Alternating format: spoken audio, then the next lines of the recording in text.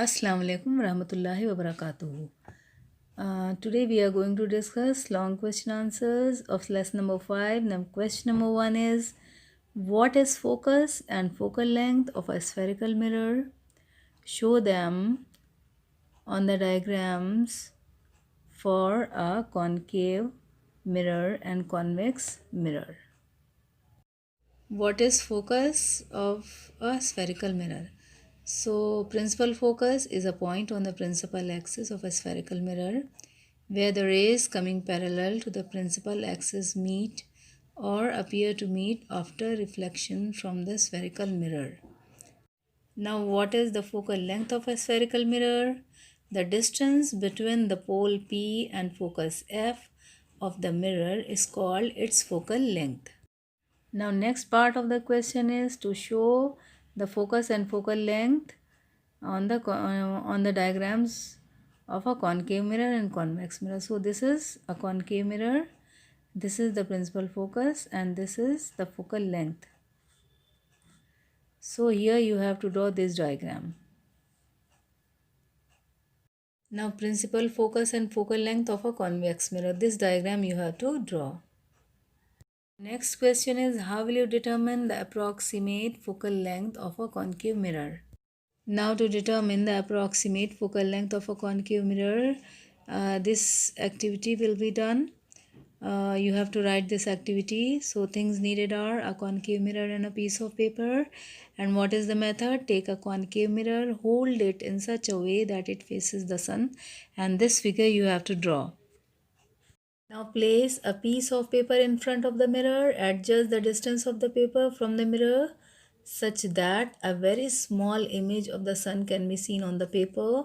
Now what is the observation? After some time, we observe that the paper becomes black by burning. This point is the focus of the concave mirror. Measure the distance of this point from the mirror. This distance is approximately equal to the focal length of the concave mirror. Now next question is, draw the ray diagrams for the following positions of an object in front of a concave mirror. So number 1 is when the object is placed at infinity. Here you have to draw the ray diagrams. So when the object is placed at infinity, this diagram you have to draw. Second is when the object is placed beyond the center of curvature. When the object is placed beyond center of curvature, you have to draw this ray diagram. When the object is placed between C and F. When the object is placed between C and F, you have to draw this ray diagram. When the object is placed between F and P. When the object is placed between P and F or F and P, you have to draw this ray diagram. Explain the following. Number 1 is a coin underwater appears to be raised. Now a coin underwater appears to be raised due to refraction of light. When the light coming from the coin reaches the surface of water, it bends away from the normal because it is traveling from denser medium to rarer medium. Whenever the light is traveling from denser to rarer medium, it bends away from the normal. Due to this, it appears to the observer that light is coming from a coin placed somewhere above the actual position of the coin. Draw this diagram also. Formation of mirage. In a sandy desert, on a very hot day, the sand gets heated very quickly. So what happens? The layer of air near the sand, being hot, becomes relatively rarer because when the air becomes hot, it becomes light. So the other layers are successively denser as we move upwards. So when a ray of light from an object passes through these layers, it suffers refraction. Since the ray of light passes from denser to rarer medium, it bends away from the normal, and while passing through these layers of air of decreasing refractive index successively, a stage comes when the ray of light suffers reflection instead of refraction. Due to this, now it bounces back from rarer to denser layers.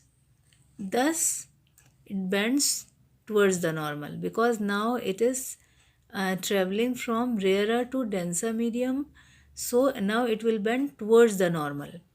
And when this ray enters the eye of an observer, what happens? He sees an inverted image of the object below its actual position in the ground. Now, this reflected image gives an impression as it is reflected from the surface of pool of water, although no such water exists there. So, this is how mirage is formed.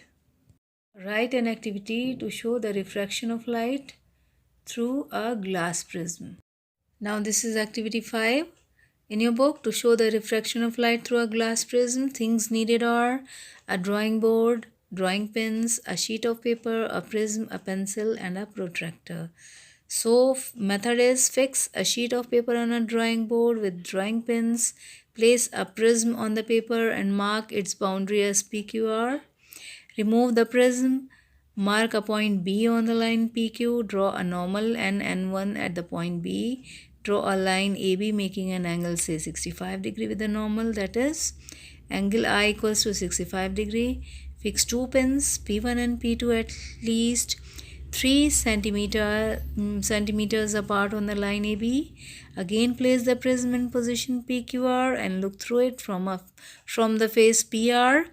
Fix two more pins P3 and P4 so that all the 4 pins appear to lie in the same straight line.